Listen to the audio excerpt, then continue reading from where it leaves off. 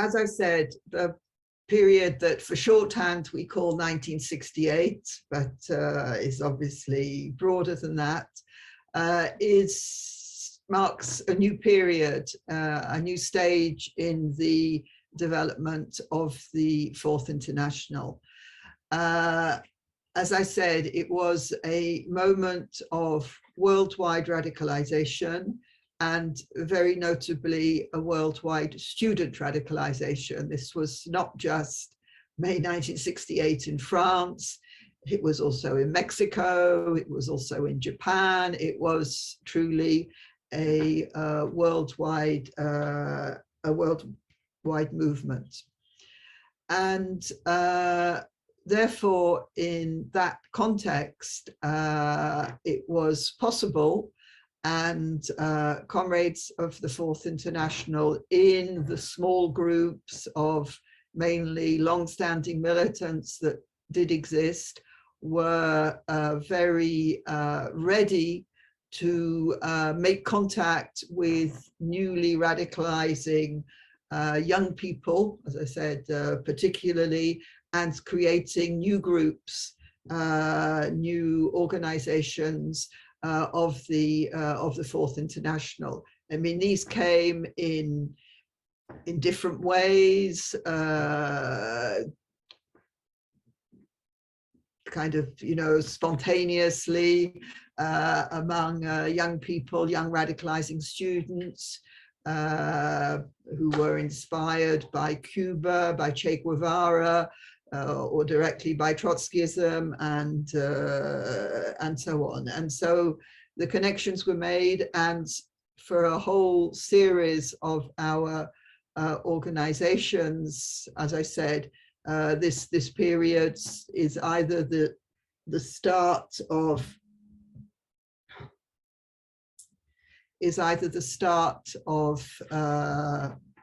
their existence, or it's a definite new stage in it. And it was obviously, it was, as I said, it was a period of radicalization in many sectors, and also of actual revolutionary experiences. The Cuban Revolution, but also, I mean, you know, we can go on up until the Nicaraguan Revolution of 1979. The question of the balance sheet of Nicaragua is unfortunately a much more painful debate, but we're talking about this period. There was the hopes in Chile. There was therefore the experience, obviously, of the coup in Chile, which was in itself obviously a radicalizing experience of, and that firmed up people's conviction that not only was revolution necessary, well, that it was possible and necessary, and that in fact it was absolutely indispensable. And I mean, I know that comrades who weren't there at the time really find it surprising to know that that we had you know, demonstrations in the streets in, you know, in Western European countries, in North America and so on, shouting armed road, only solution revolution. But this was indeed the lesson that a whole generation learnt from Chile. Then there was, of course, the revolution in Portugal, which was a much less bloody affair, despite the fact that it was led by the armed forces, and which was obviously an incredible experience for young people in Western Europe to actually see a revolution happening on their own continent. And, you know, there was May 68, which was not only a major student movement, but was also the biggest general strike that France has ever seen, with estimates of up to 10 million workers having been on strike in that period. So this was, in terms of therefore how the Fourth International saw its perspectives. Obviously, our strategic goal is to change the world, is to make a revolution, overthrow capitalism, and to have a political force that is capable of being an important part of that. So a mass revolutionary party, if we want to use those terms. The question is, how do we get from where we are at any one moment towards that goal? In the period that I'm talking about, it seemed possible that we could build organizations that were on that full program and recruited people with that perspective, that we were more or less in the trajectory of building such a party. Now, one always has to nuance it because we've always been an international where people discuss, where people have differences and so on. But if we look back at the resolutions of this period, the orientation is to build fourth international sections on the program of the fourth international, which is the transitional program, the first four congresses of the third international, and so on. And certainly the type of education that we were given as young activists in that period was, a very directly, this is what a revolutionary party is, and more or less, that we should be that sort of party in miniature. And this was very, this was something that was pretty general on the radical revolutionary left. I'm not just talking about our international. And so this type of orientation continued through the 1970s.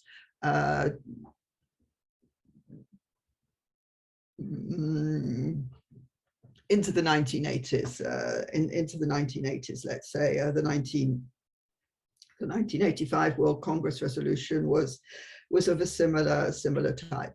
At the same time, I have to say, we were conscious of the need to develop programmatically and to learn from the social movements that were developing. So the first major aspect of this was the adoption in 1979 of a programmatic resolution on women's liberation, which you can find on our website, and which was followed by others that have developed it, refined it, corrected it in different aspects, but was an important programmatic affirmation of, among other things, the need for an autonomous women's movement.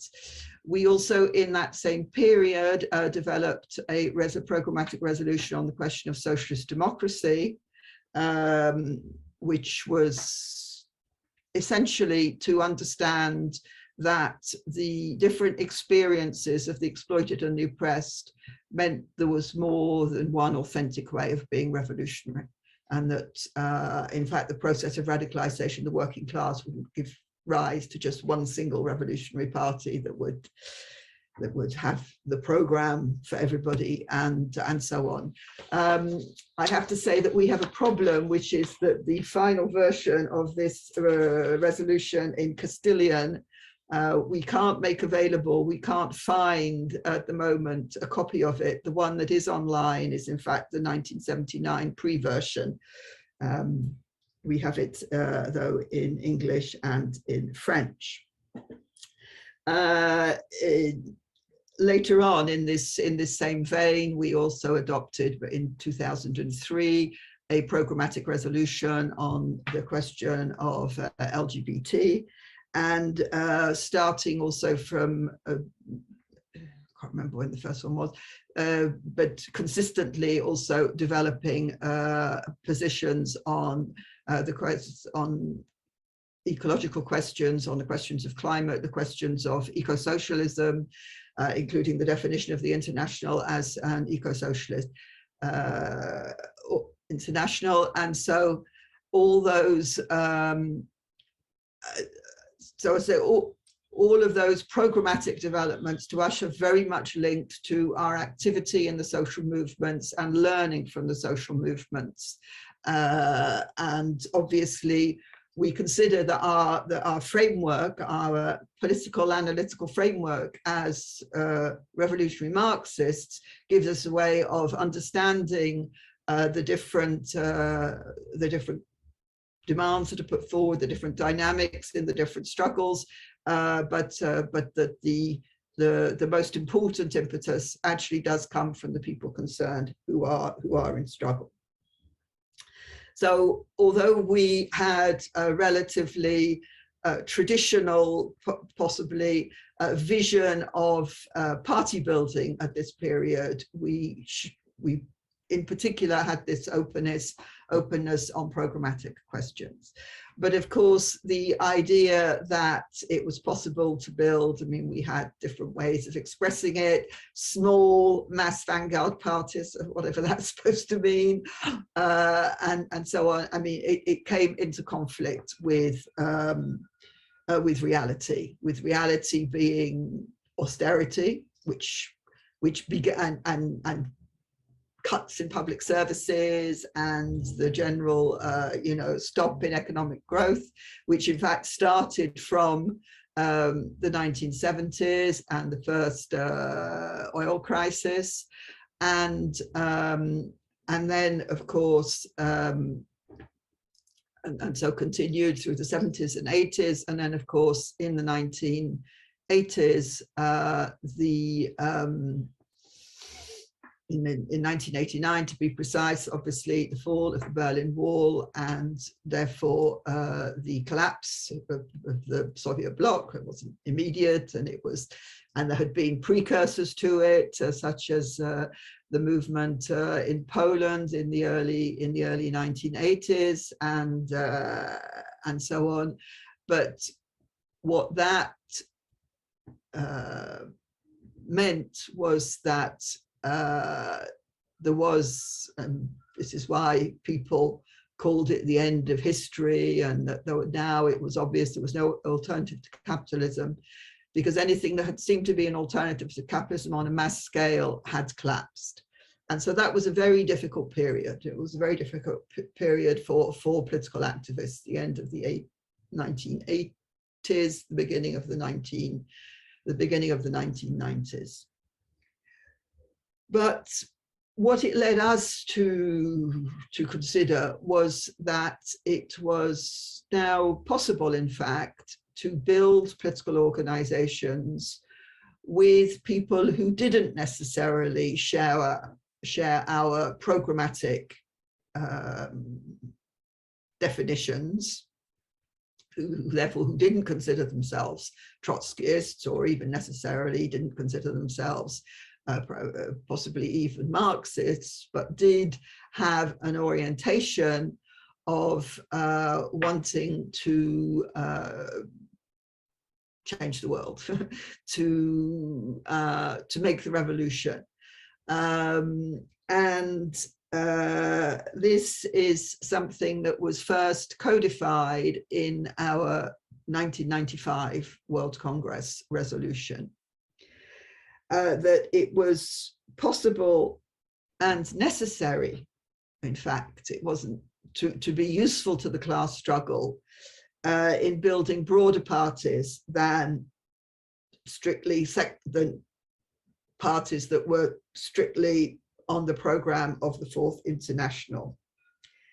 Now, this did not mean that, and this is not what's posited in the resolution, that these would be, in general, with reformist currents. And it certainly wasn't the orientation that we should seek to do it with reformist currents. In fact, what was put forward was actually that the more likely scenario would be to fuse with other currents that considered themselves revolutionary, but weren't of a Trotskyist origin, and so on.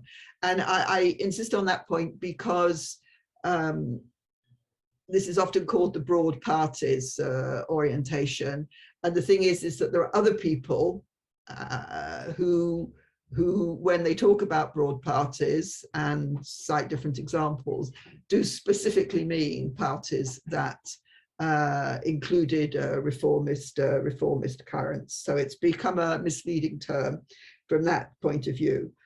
So what we wanted and our orientation is parties that are capable of posing the prospect of a change of society, an overthrow of the capitalist system, and gaining the support of important sectors of the exploited and oppressed, because that's what being useful is about. It's not just having good ideas, it's actually being able to engage with people and in activity and bringing them into activity. Obviously, experiments had begun in this direction before 1995 in some countries, because obviously you codify an experience, you codify an orientation, sorry, on the basis of experience. I mean, you don't just, you know, suck it out of the air, write it down, and then start to do it. You begin to have experiences and you learn from them, and then you can begin to write it down. And so it's on the basis of learning from each experience, making balance sheets, making criticisms of ourselves, that we have continued to develop this orientation in the World Congresses since then, 2003, 2010, 2018. It's quite interesting, actually. The other day we were in a meeting with some organizations of a small current that has broken from what used to be the militant tendency. I won't go into the details.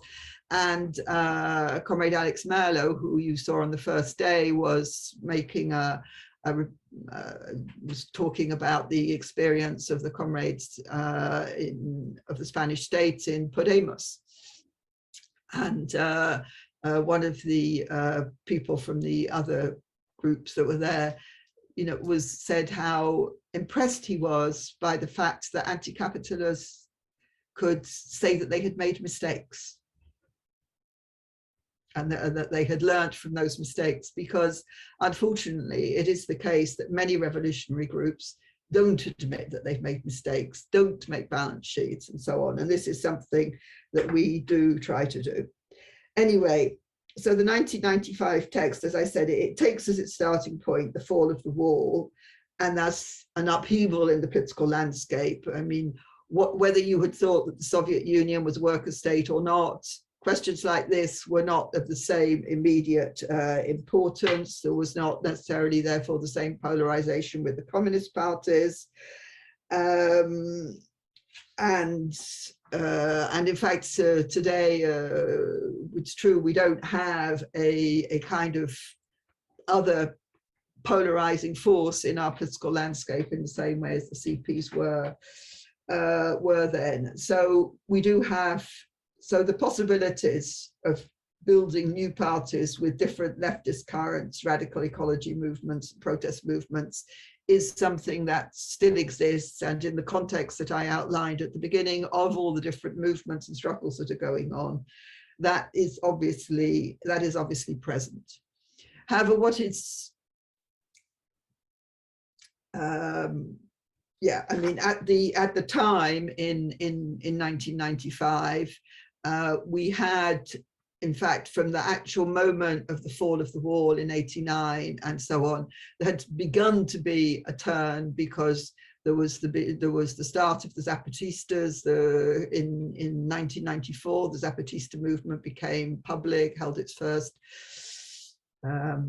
galactic encounter, and so on. And then during the 1990s, the global justice movement, the social forum movement, in which we played a major role in launching the social forum movement. And the very fact that that slogan of another world is possible came to the fore showed that there was already the beginning of a change in the situation.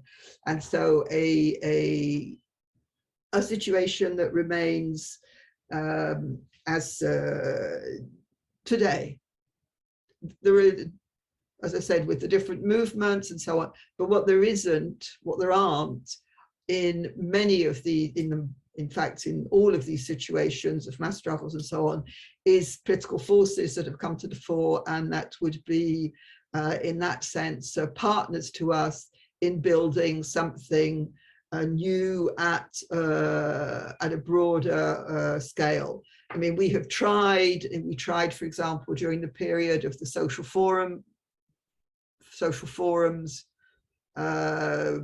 to have gatherings of the radical anti-capitalist left in the context of those forums and so on.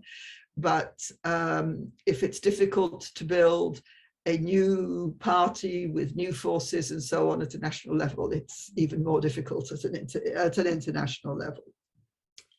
But one of the specificities of our international is that we develop orientations together and we vote on them at World Congresses, but we don't dictate a tactic.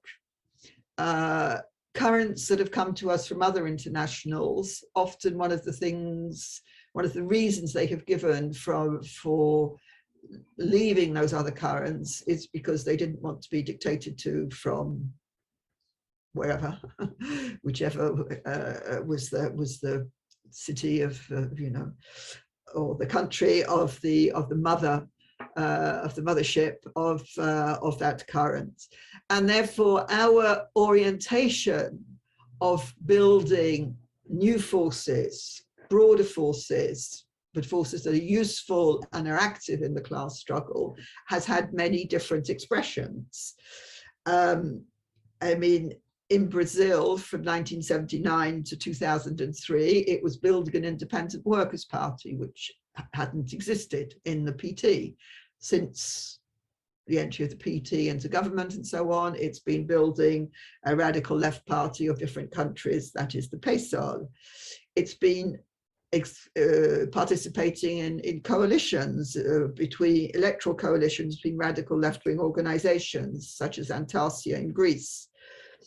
It's been, as I said, bringing into the international organizations that come from other currents, such as our Philippine comrades, whose origins are in the Maoist Communist Party, or in Sri Lanka or in Pakistan or in Russia, those who have been in the CWI militant current.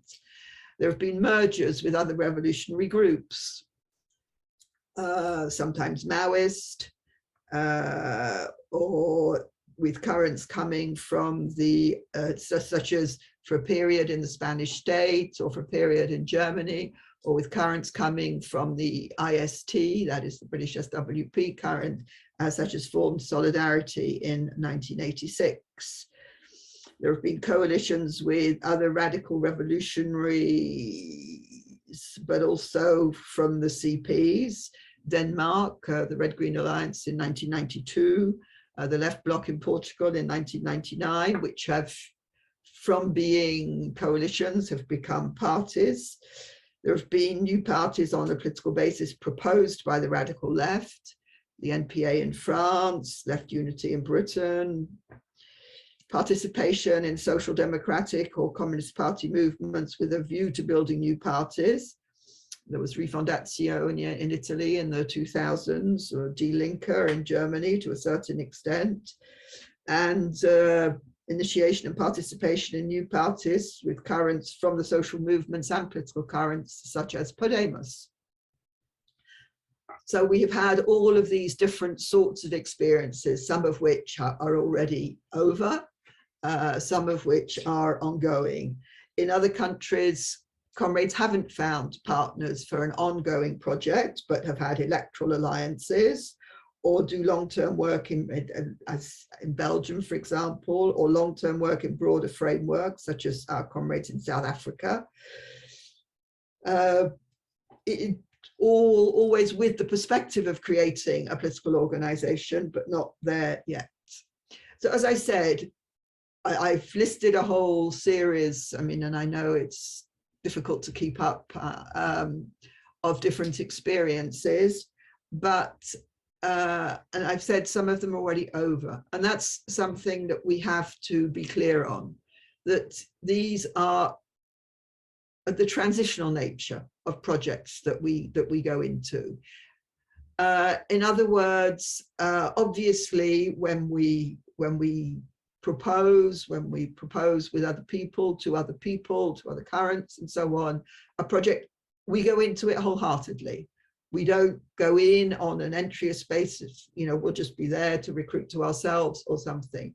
But we also have to be clear that if at a certain point it is no longer possible to make that a useful tool in the class struggle, then we don't stay in it forever.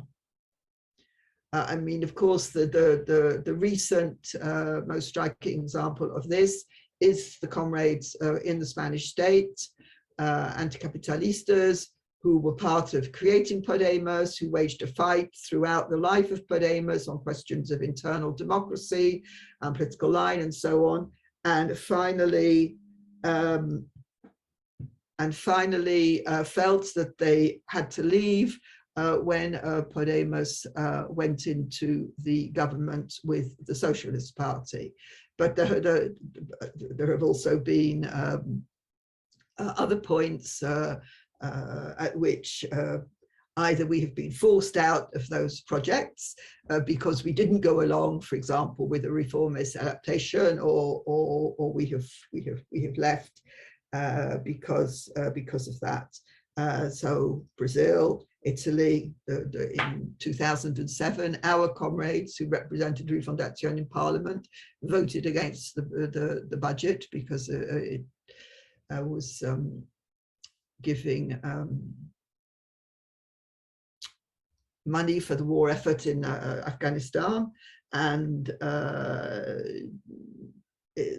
they brought down the government, and anyways, and so they split from Refundazione. So that's an important lesson that we've learned. Another important lesson we've learned is the necessity to, whatever sort of project we're in, to keep a framework, a political framework for discussing together as Fourth Internationalists at both an international and national level. It's not sufficient to just come to discuss with the international if on the ground in your own country, where you're most subject to pressures, particularly if you're in a broader experience with other political forces that don't have the same orientation as we do. So you have to have it there. So this is something that already, for example, it was a balance sheet we made of the experience of the Brazilian comrades in the PT, where they, for example, didn't produce any independent material. I mean, their newspaper M Tempo was more than occasional. Therefore, there was no framework in which they discussed together what was their understanding, their analysis, their orientation as Fourth Internationalists. So to keep that both at a national and an international level. Obviously, the question of independence, of political independence from bureaucratic apparatuses and institutions of all sorts. And obviously this is a question, for example, if you're in a big mass party, which has a lot of full-timers, which has a very developed bureaucratic apparatus, then it's, and you're a real part of this party, then obviously you're going to take leadership responsibilities, which may require becoming part of the apparatus. But it's something that has to be discussed, that has to be decided, that has to be in a context of the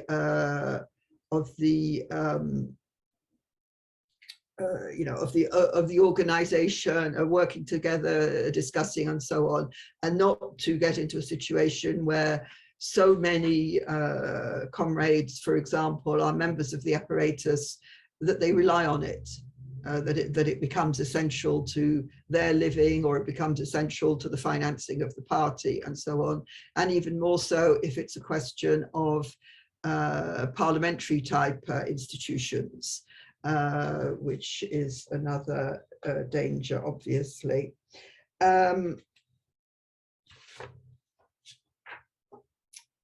So that's that.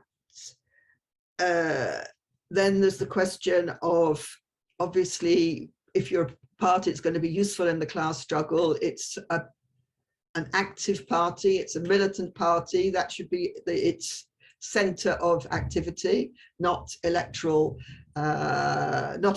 questions. And in the self-organization of the workers' movement and social movements, that is something that we strive to maintain, that self-organization, that autonomy, even when faced with, for example, at local or even national level, a government, a party that claims that represents them and has representatives within it, whatever the representation, we want the mass of the people to continue to be self-active in their social movements, in their trade unions and so on, and to be part of it. And for example, this is also something that we had a lot of experience with the comrades in the PT when they were in the municipal government in Porto Alegre. So in the parties that we want to build, we have to wage political battles on these principles that I've outlined and on our politically priority themes: eco-socialism, feminism, anti-racism, LGBT, and so on. I mean, as well, obviously, as the question of class independence.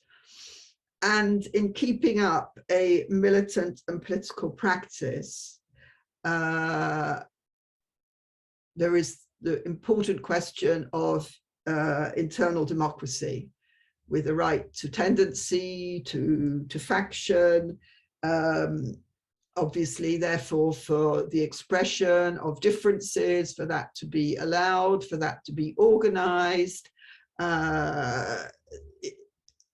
in order to have a real open debate, but that it has to conclude with collective action.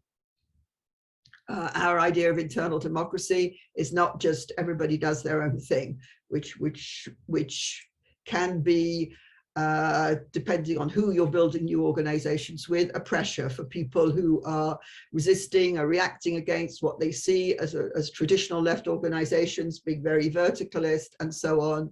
And no, we have to also explain that you actually can't have a democratic discussion about a balance sheet unless you've all tried to implement what was decided, because otherwise, obviously, it hasn't been properly tested, and therefore it can't be a democratic discussion. And a very important part of building our militant and political practice is to ensure that there is not the reproduction of oppression within the party. So sexism or racism or ageism or exclusion of disabled or any of the any reproduction of the mechanisms of exclusion or discrimination that exist in society, we have to take positive measures to counter. Because if we don't, they will reproduce themselves. A political organization, however wonderful its program is full of people who have been trained in a class, patriarchal, sexist, racist, homophobic, transphobic, and so on and so forth society. And nobody can just rid themselves of all that by a mere act of will. And so the dynamics will be to reproduce that. So we have to find ways of stopping those dynamics, of organizational forms that stop them. I mean, there are the very obvious ones that we all know about, I'm sure, like organizing childcare so that comrades who have young children aren't excluded. There are ones like having quotas or targets or parity for representation of women in leaderships, but there are many others. Theoretical and programmatic education, which is in fact one of the measures in relation to what I just spoke about, but has to be a general feature for everybody, because nobody doesn't need to be continually rediscussing and reappropriating our political tools for understanding, for analysis, and so on. And very importantly, a priority to renewal of our organizations and our leaderships with youth work. And it's not just sufficient just to say, oh, we have got a youth organization. It won't, once again, it won't happen automatically. There has to be conscious effort for that. So those are very briefly the key lessons really that we have learned from the different political experiences that we've had in trying to build organizations that are useful, in trying to do it in a way that takes account of the actual situation in each country and not imposing a tactic. There's a general orientation that's been agreed, but not you have to do it like this. Not everybody goes into entryism, or everybody has to fuse with a Maoist organization, or whatever. And for us, that is a key point of what we think is important about our international, that it's precisely an international that doesn't have a leading party, where we together democratically try to arrive at a common understanding that takes into account the experiences of comrades all over the world, whether it's understanding what climate change means, whether it's understanding what needs to be done in relation to the pandemic, whether it's understanding the different ways in which women are oppressed and the different ways in which women fight against that oppression, the different demands that they put forward, and we try to understand those in a coherent way that means that it's something that we can propose, that they're ideas around which we can discuss with people with whom we are active in the different movements. It's not that we want to impose them on mass movements, but we do obviously want to bring people around us to work with us, to join us, in order to make us more effective in trying to reach our goal, which is obviously, as I said at the beginning, the overall goal is changing society. And I think that we can see from what has happened to a lot of the mass movements. I mean, I didn't mention the Arab Springs and so on. We have seen mass movements. We have seen mass movements challenging regimes, even overthrowing regimes. But it's true that the lack of political forces with political ideas that they've been able to put forward in that context has meant that those processes have not gone as far as they could have done, as we would have liked them to do, as would be necessary, in fact, for them to do, to bring about real change for the people who are suffering from, which is, of course, everybody, because we're all suffering from oppression and exploitation in different forms and to different degrees and so on. And so that's the way in which we see what our contribution can be to this, and obviously in a very practical way. I mean, we actually try to bring people together to encourage that sort of exchange in our own events, like this school, and our own internal meetings. But it's also something that when we're in the social movements, whether it's the women's movement, in the trade unions, the climate movement, the anti-extractivist movement, and so on, that it's something also that we try to facilitate, to encourage, to take the lead in, which is building international links and international solidarity, not just as a, you know, we support you and good luck with your struggle, but a real international solidarity, which means we want to understand your struggle and we want you to understand ours, so that we will understand how our struggles make us both stronger and mean that we can move forward. So there are many other aspects, obviously, of the strategic discussions today, but that's where I'll stop now.